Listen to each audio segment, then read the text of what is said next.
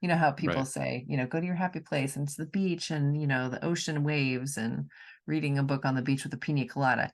Also awesome. But in the place of life when my routine has gone out the window and I'm just feeling really chaotic, the book on the couch with the cocoa is the happy place for me.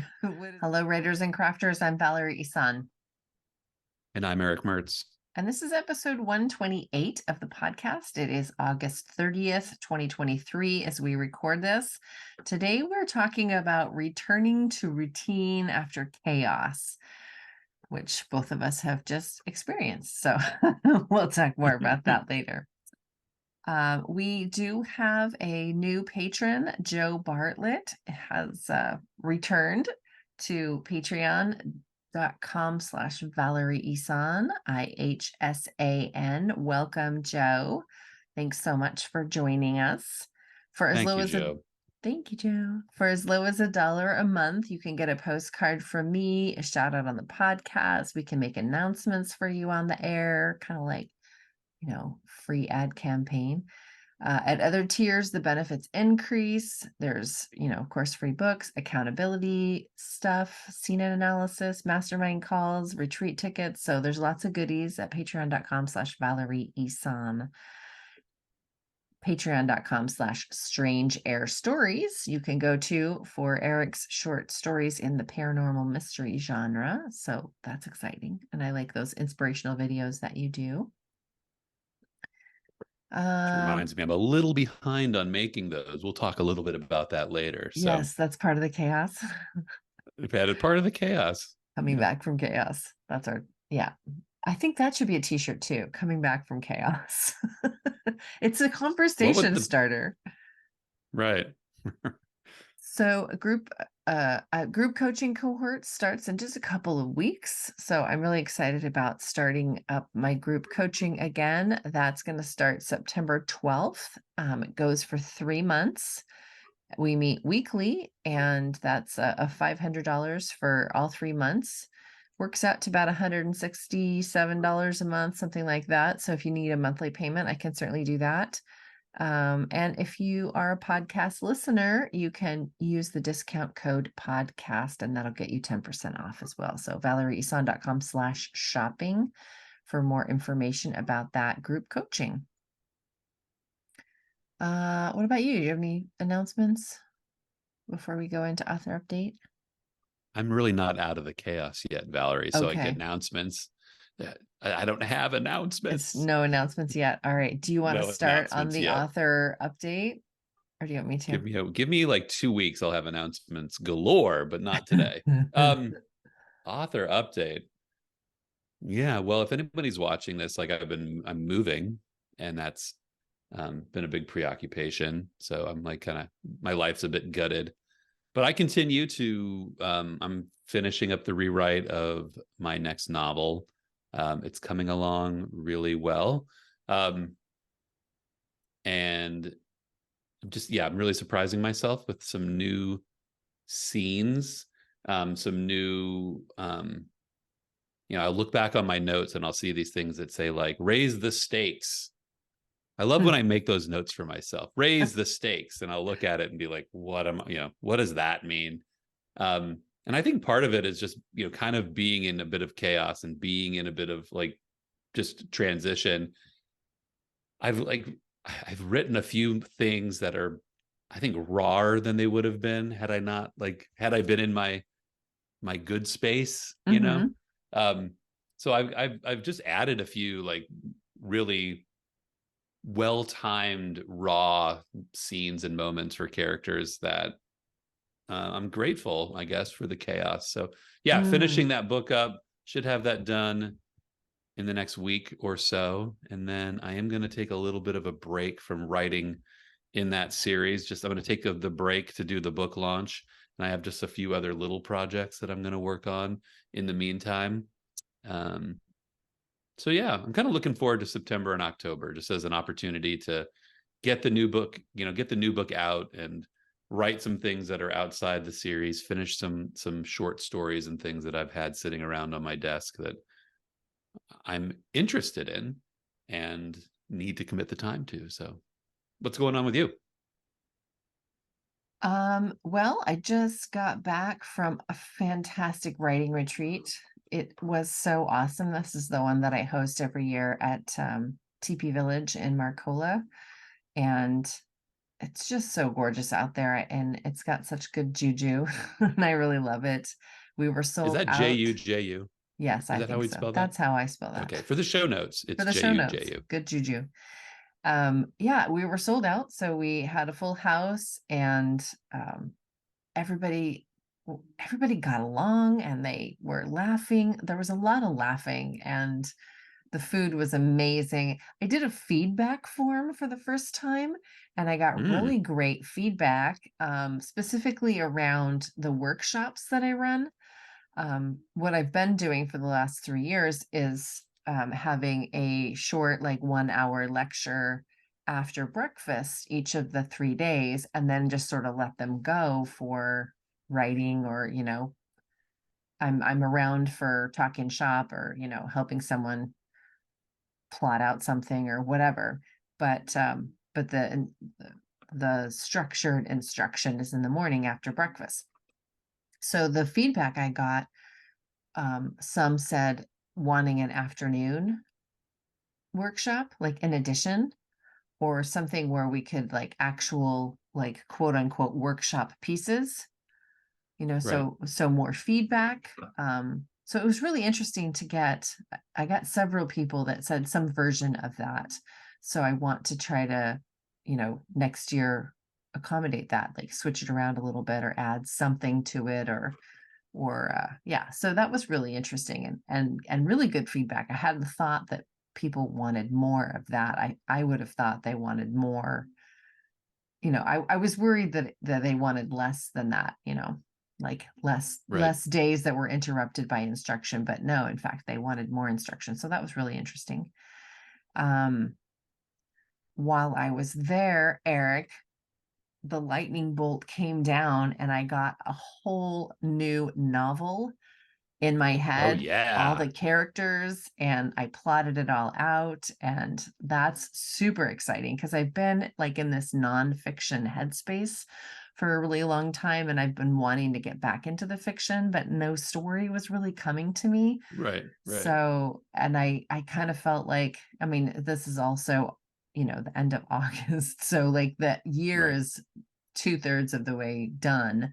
But I Shh, don't say that. Don't say that. I have a lot to do in this year still. right. I had planned on like writing a whole bunch of nonfiction. I had all these Right. nonfiction projects lined up and I'm still working on them too, but I'm super happy that I have this fiction project that I'm actually gonna, I mean, I'm gonna finish up the co-writing job, that book and probably go ahead and put out the nonfiction is still going to do, but I'm going to be writing Right. fiction alongside, at least dipping my fingers in, and fleshing out some more scene work, and work on the outline a little bit more, do some research and stuff. So it will be a historical novel, which I've never done before. I mean, I've played I want around all the in readers to. that. I want all the listeners to know that the surprise that I showed when you said that was genuine. We talked for about a half an hour before recording this podcast, and Valerie didn't tell me that she'd gotten this novel idea. She didn't tell me. So that was a genuine surprise. We'd caught up on a lot of things, but I didn't hear about the novel. I'm happy to hear about that novel too. Yes, I'm super excited. That makes me So, very happy. and of course, I didn't see your response. I'm going to have to watch the video now because I'm looking at the camera, not at you. Well, maybe my response was more muted than I thought, actually, because in my head I was like, "What? That's crazy! That's great news!"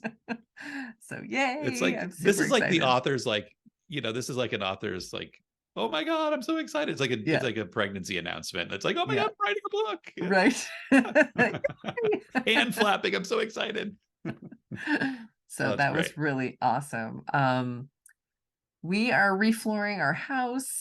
Not us personally, we're having someone come in and do it so it won't look janky, Yeah. but that also means we're kind of like moving. We still have to pack up all the books, move all the furniture out of the rooms, and it's a big reflooring project. We're doing most of the house. So that's happening in a couple of weeks. So this weekend is going to be all about trying to get as much out of, off the floors as possible. And then we'll move the furniture out into the backyard the day before they come. But I still can't believe you're doing that. That's crazy.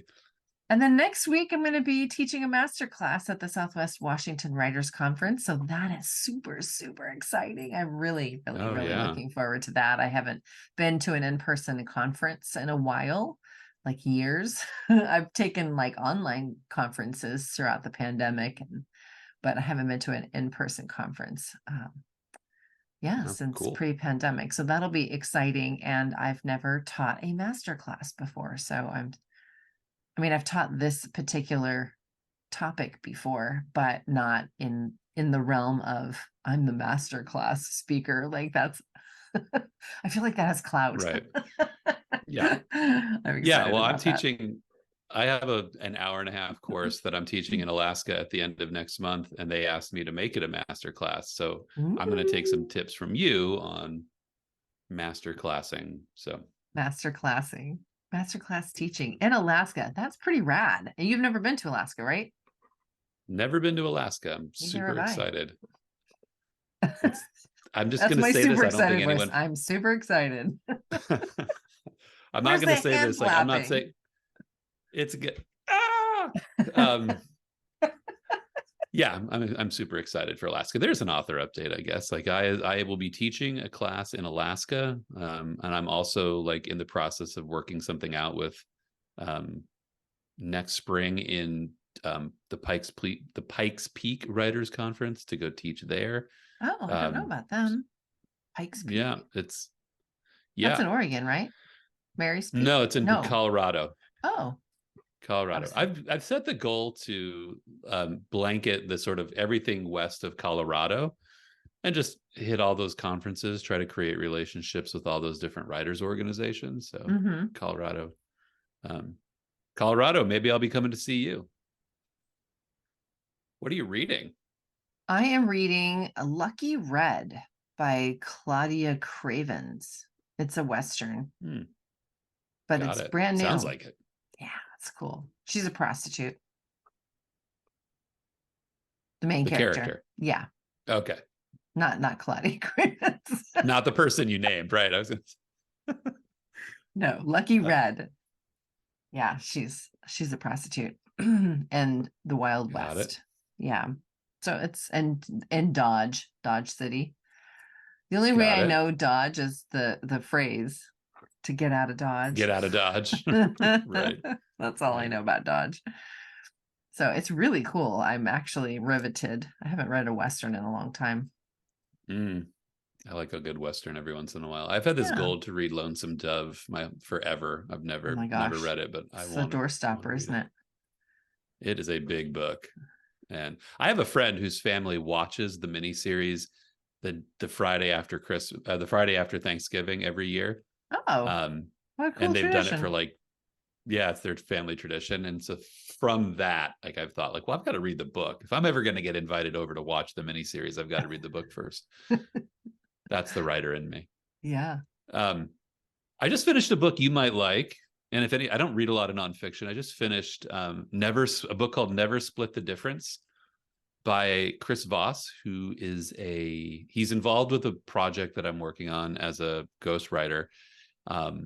But he was, I don't know if he still is, one of the FBI's lead hostage negotiators. Okay. And the whole book is about the technique of negotiation that the FBI uses in hostage negotiations and how those principles of negotiation apply to anything, getting a hotel room, an argument with your spouse. It just talks a lot about how people process conflict verbally and how to work with people. It's a fascinating book. And when you go out and try a few of those techniques, they actually work. I actually used one the other day, just kind of there's some of the techniques in there are very simple. You can use them in almost any customer service interaction. And they work. Some of them work. So it's a fascinating nonfiction book. It's my annual nonfiction read, which is, I should read more nonfiction, but I I just read a picked lot of up, and you nonfiction. probably have seen this, Sea of Tranquility by Emily St. John Mandel. I've seen it. Um, I haven't read it. I've seen that cover everywhere, and it's just such a beautiful cover. And I was gonna pick up a different book when I was done with Chris Voss, but this was at the library just staring at me. And so jumping the stack, there's another thing for our like Yeah. t-shirt jump, this book jumped the stack. Um, it's really interesting. It's like metaphysics and time travel and science fiction and beautifully written. Yeah, it's really amazing. So Cool. yeah. Did you get all of your Mexico reading done in Mexico? Yeah, I read Duma Key, the Stephen King book that I had, targeted for this, Uh-huh. which was good. I love Stephen King, but his books have changed in a way that I like, and that also make me miss old Stephen King. Mm. Um, so the books are just a lot more gradual. They're slower. Not that I need a rip roaring story, but there's a lot more time taken, and I guess I just wanted some of that old, like, 30 pages in, you get a little bit of the gore, you get a little bit of the scare. He just doesn't do that anymore. I also read a book called Camp Slaughter, which was kind of a horror book that was Kind of making the horror book. rounds. With Huh? a title like Camp Slaughter, I would say that's kind of a horror book. Kind of a horror book, but it was well done. It wasn't exactly in the literary horror genre, but it was. I think one of the things that happens with like horror books is that they can be reductive, right? They can just turn the whole art of storytelling into a slasher film, and Mm-hmm. that, forego character here. Let's just make this thing bleed. This one was, it was a capital H horror book, but it did not short on the character. It didn't short on the setting. It had, an interesting way in. So yeah, and it was a super easy read. It was the book that I picked up when I didn't want to cart my like big Stephen King book around to like the resorts and things. I would just Mm-hmm. like, I had the ebook of Camp Slaughter, and I would just like read that on my phone. Um, so yeah, Cool. good one. It's a really good one. I'm going to read more of Sergio Gomez's books. All right. Awesome. And don't forget to check out like How to Sell a Haunted House, that Grady Hendrix. He's got a lot of Yep. books that I think you might like in that horror genre. But How to Sell a Haunted House. Yeah. What are you pointing at? Well, I was going to say my book list that used to be on the wall right Oh. over here. That's like number one on books to go buy at Pals next time I go to Pals. But my book list is missing, and I Oh feel really no. like disarmed because I'm not surrounded by my things. Oh, I have a funny story about that, but that's going to make the entrance to this podcast like way too long. But shortly, just really quick, because I can't like do that and then not tell the story. I was at Tsunami because I work there Mondays now just to fill in like a staff hole, and gets me some extra cash, and it's just fun to see Right. people that I used to work with and see some of the customers. Customers were all happy to see me. It was sweet and fun. But anyway, That's a good feeling. I was turning in the book order to Ingram, and I remembered this book that I wanted to get about coaching, life coaching, or yeah, it's a nonfiction book Mhm. on business. And I couldn't. I used to have a little notebook under the counter that had like a book wish list, and every time I was wanting to order a book, so I kept track of all of the titles, and I didn't have that here at the bookstore Mm. anymore. I have it here at home on my desk. So I was kind of panicking, like, I got to turn in the order, and what's the name of that one book? And so I had to Mm. like go to my Kindle like preview list on my phone, on the Right. book app, that has all of the books, and I had downloaded a preview of the book, so I found the title at the last minute and stuck it in there before we Right. ordered. But yeah, missing a book list is a little bit unsettling.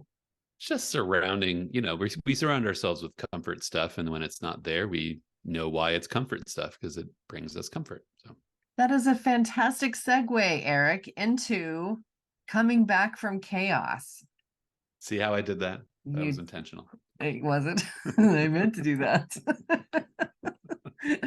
All right. So yeah, I think that that's a good point to have. I don't know if it's the best first point to have, but I do think that trying to, I mean, it does really go back to self-care, doesn't it? Trying to, It if you're does. in a chaotic place where your regular routine is just out the freaking window for whatever reason, it is nice to be able to pull in those tools and that environmental comfort, like sitting on the couch under a blanket with cocoa, reading a book is like the happy place that I think about when I'm like super chaotic. You know how people Right. say, go to your happy place and it's the beach and, the ocean waves and reading a book on the beach with a pina colada. Also awesome. But in the place of life when my routine has gone out the window and I'm just feeling really chaotic, the book on the couch with the cocoa is the happy place for me. What is it for you? When you try to Interesting. like imagine something to keep you not, I don't know if the anxiety gets high from the chaos, where do you go inside? The anxiety definitely gets high from the chaos. I mean, I was just traveling and I realized I have some travel anxiety from time to time. Mm-hmm. Um, and I don't know exactly. I think it's all when you said happy place, like right now, um, again, because I'm moving, happy place is like a place that I don't have to look for things in boxes. I don't have to like things are where they're supposed to be. Mm-hmm. There's sort of there's that routine. Um, but generally, like actually this is kind of odd, but like I like taking a walk with my dog. I like Mm-hmm. being wherever that is. My whole vision of like for moving into this house is like with my dog, we're going to go learn the neighborhoods. We're going to Mm-hmm. learn the houses on the, that's kind of a fun conversation for like my wife and I too, is to be like, oh, did you know that house on this corner? You know that house on that corner? Have you seen those people? It's like we kind of do this like we're just very neighborhoody people. So I really like being in my I like being within a mile of home. Like Mm. I think that's like my comfort zone is just like exploring the little space around my home and Mm-hmm. getting to know the nooks and crannies. Um, I do also like the couch with a book um, and the fire. If I can have Mm-hmm. like and probably not cocoa. I'm not a big hot chocolate guy, but I'll take like a cup of coffee or a whiskey or something. So, There you go. Hot toddy. right. I think we just, we talked a little bit about this, I think before the summer when we talked about if you have kids, Mm-hmm. if you have things in your life that you're responsible for and that the sort of the responsibility shifts, which is what summer is, like the school is not taking them anymore. They're yours now for 12 weeks. Go take care of those kids, of your own kids. It creates chaos. It's okay to call those things chaos. Mm-hmm. I think there's a little bit of guilt that we create for ourselves when we put that. Like I came back from a vacation. Vacations are chaos. You're gone for like, even if it's great, you're gone for a while. You got to come back and recalibrate. So Yeah, it's I okay was to only gone to for, let's acknowledge. see, Thursday, Friday, Saturday. I was gone for 4 days for this writing Right. retreat, three technically, but yeah, I came back to 186 emails in my inbox that I have Ooh. not yet gone through. I think I'm down to 160 or something. Wow. So yeah, it's going to take me a while I mean, most of it's junk and you can just delete, delete, delete, but some of it's legit and you got to like, what do I do with this email? And I'll look at this later. And oh, this goes into You that don't check folder. emails when you're on vacation or when you're out doing that stuff? Um, if I I'm not saying have, that like you're crazy. I'm just saying your method is to not check email while you're gone. um, not necessarily. So I do check it, but well, all I'm looking for is a fire, like I'm just looking Right. for like a client request or, something that somebody needs something right away and then I could take care of that quickly instead of the fire it would create if I left it alone for 4 days and didn't get back to. But for the most part, no, I don't. I definitely address email while I'm gone. Drives everybody crazy, but I still get up in the morning, still get on the email. I still respond to everything then, because I have such a phobia of losing that contact. That I want to lose that contact. I want to be in a different space where I'm not reachable. But yeah, I guess that is still a tether. I still check just to make sure there's no problems. I feel like the email that you send, that the 10-minute email session while you're on vacation, prevents the 2 hour stress when you get home. I just look at it like there's going to be enough when you get home anyway, Yeah. that you may as well just like tick off you may not be able to put the fire out, but you can at least address the fire in a constructive way.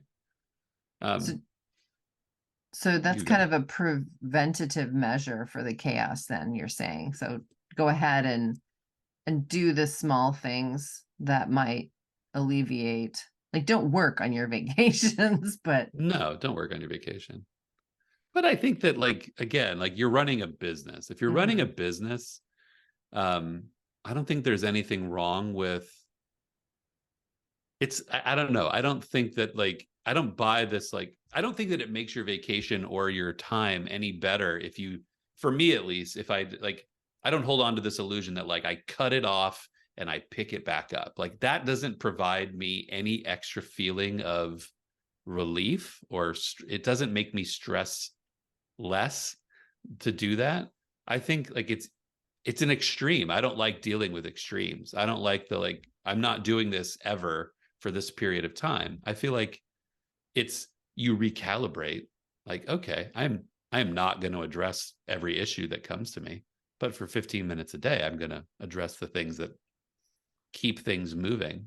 maybe I'm more extremist than you are, because I do look for that. Like, when I go on a writing retreat, I don't want to check my emails. In fact, there was one person there who needed, so we had a photographer for the first time at the This is getting big. place, and she needed like photo waivers. She needed permission to take photos of people, and to make it easy, and she was flying in from another state, so she didn't have like a bunch of forms for people to sign. So to make it easy, she was like, just text me your phone number and your email address, or text me your email address and I'll mail it to you afterwards. And she got verbal confirmation from everyone. Right. And then she would make it legit when they got home.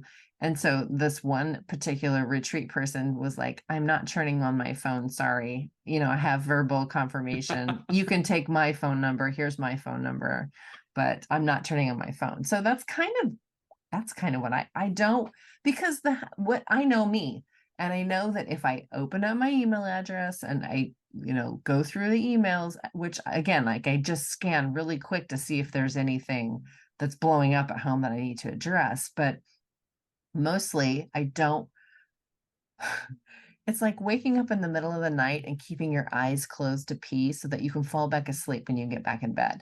I don't know about, I can't talk to people. I can't like go get a drink of water. I can't like check on things. I can't open my eyes really, or I will not go back to sleep. So that's kind of the way it is for me on vacation. I don't really want, if I have to do it, I'll just sort of do it with one eye half open. But I don't want to, like, okay, now I'm checking my emails, because then it will take me like 2 hours to release that, like, I'm in the flow of, okay, now I'm working, I have to, I don't know if I'm saying this right. Do you understand what I'm saying? No, I understand. I understand exactly what you're saying. And I feel that, boy, that's me in the middle of the night. Like, I don't want to break the seal of whatever. Like, it's just, I can't really wake up. I don't want to like really do my job. I just need to be on retreat right now. I don't know. I guess I've just always been I don't like, and I'm not saying that I think our culture kind of has this, like, I didn't do this for 30 days and here's what happened. It's like we have this obsession with like fasting, kind of like fasting culture. Like, I'm just going to give something completely up. And for me, that I've tried those things. I've done those things. I've definitely taken trips where I didn't pick up an email. that also wasn't when I was like the lead everything in the business, but Hmm. alas, I just also I don't feel like that sort of fasting culture creates good habits. I think for me, it's more important to like, I'm going to create a healthy relationship to work where when I'm working at home, like today, work is my sole focus until I go pick up my kid from school. I can also scale that back when I'm on vacation and give work 2% of my focus for 20 minutes. And that's it. Like for me, that's like far more important than, again, just like sealing it off. Because also, listen, I was just out on vacation for 8 days. There's a lot of dead time. There's a lot of dead time. Like there's a lot of times when I'm like, what are we doing for the next 3 hours? What are we doing? Oh, that'd be Like, where I'm I reading or don't, napping or something like or just looking at right. the But then river, like for 8 hours. Okay, I'm you just gonna read sit for two here. hours, you nap for 2 hours, and then you still have a bunch of people in the house that are waiting. We still have an hour till dinner. Like, I don't know, open my email, look at it, bang out a few answers to questions. Um, So that's your and I version also of have to one eye say, open. it's my version of when I open. Okay. And because I know that I'm not going to, unless there's the fire. Uh-huh. But I also say this to my wife too, because she is a massage therapist. All of her clients are pretty much regulars. She has Uh-huh. new clients occasionally, but I tell her like any new incoming email is a job that could be a year's salary. Yeah. I have to be able to respond to that because if Mm-hmm. I lose that big job, um, any incoming inquiry, I had one earlier this summer that I almost dismissed and then realized like, oh, this job is like a massive, great job. I have got to I've got to address Yeah, this yeah. differently. And that's, So I guess, yeah, to be fair, that is what I'm looking for when I'm quickly just scanning the emails to yeah, see if there's something I need to address right then. That's what I'm looking for, a new client right. request or yeah, a current client. So what are you doing now? You just got back from 8 days of travel. You're in the middle of moving. You're not out of the chaos yet, but No, I'm you definitely you're not. you're still like pining for routine and what is If it that if you the do when you come back if from the chaos was chaos? like an ocean wave and I was a surfer, like I'm just now coming down off the trough. Like most of my house is moved. Most of the rest of the moving is by movers. So yeah, we're kind of I do like very similarly to like I'm good at identifying what's possible, what's not possible. I'm good at identifying energy levels and my own, and only putting myself in as deep as I can go. Like today, when we talked about this earlier, like I'm kind of frazzled. It's just like I'm not going to do any heavy duty work today, nor am I going to do any tomorrow or Friday. I set my week up knowing that although I had my schedule, I also was going to be, there was the potential for interruption. There was the potential for outside, um, something might come up. I might have to just like throw something in the car and drive it over. So I definitely set myself up so that it was like a soft landing kind of week, um, that I wasn't going to be like pushed too hard.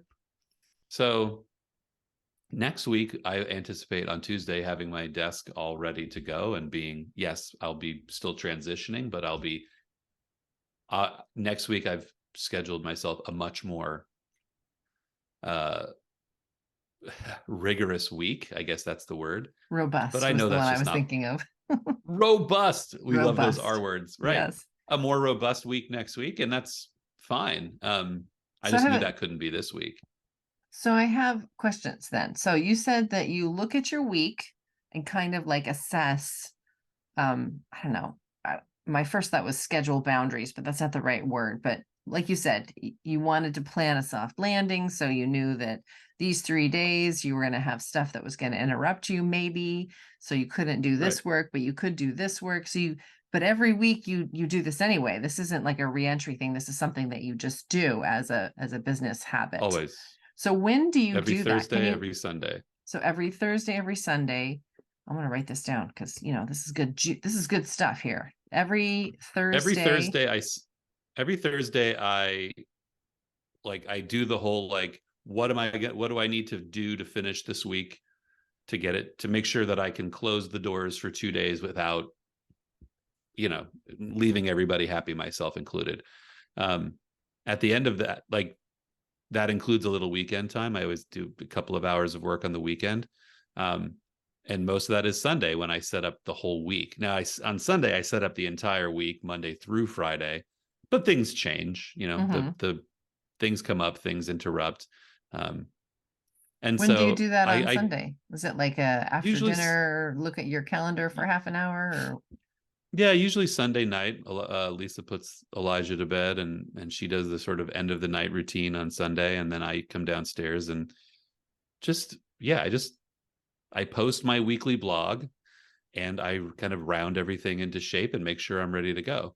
Um, and that just, it's also like, I think doing it a couple of times a week just acknowledges that the week itself creates chaos, and the best laid plans create chaos. Mhm. And you just have to be able to stop yourself on Thursday morning and say, okay, well, now I have 2 phone calls on Friday afternoon. And especially when you're on an appointment phone call based business, it's like people cancel. I had 3 phone calls scheduled for Monday, 3 people canceled. Wow. What a drag. I Three hate people cancellations. I hate it too, but it's like I've got it built in. Like, I pushed that person to Friday, I pushed Friday back to Monday, I did all that stuff, and I was fine.